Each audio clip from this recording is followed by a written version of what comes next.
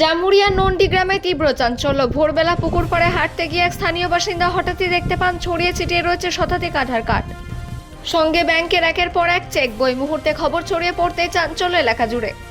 সাধারণ মানুষের সবচেয়ে গুরুত্বপূর্ণ ব্যক্তিগত নথি সেগুলো একসাথে উদ্ধার হওয়ায় চাঞ্চল্য ছড়িয়েছে গ্রাম জুড়ে। স্থানীয়দের দাবি, এত সংখ্যক পরিচয়পত্র, ব্যাংকের নথি কোনোভাবেই স্বাভাবিক পরিস্থিতিতে এখানে আসতে পারে না। কেই বা ফেললো, কেন বা হলো, প্রশ্নে প্রশ্নে সরগরম গ্রাম। ঘটনার খবর পেয়ে এলাকায় পৌঁছায় জামুরিয়া থানার পুলিশ। জামুরিয়া থেকে অজিত মিশ্রা, রিপোর্ট নিউজে।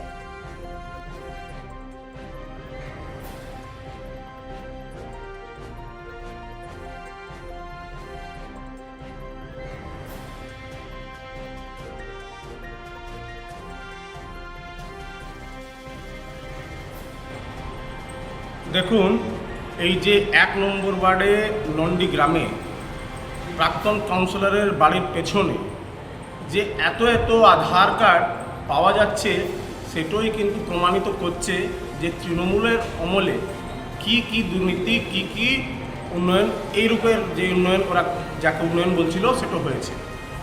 তারই প্রমাণ হচ্ছে এত ভুয়ো আধার কার্ড, ভোটার কার্ড আর অন্যান্য জিনিস পাওয়া যাচ্ছে।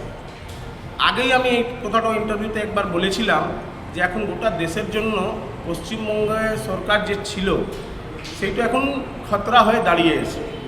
সেজন্যেই এইটাকে তদন্ত করা উচিত।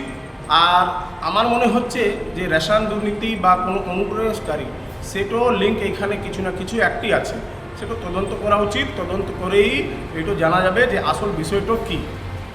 ধন্যবাদ। নিরঞ্জন সিং, প্রাক্তন মণ্ডল সভাপতি, জামুরিয়া মণ্ডল ৪।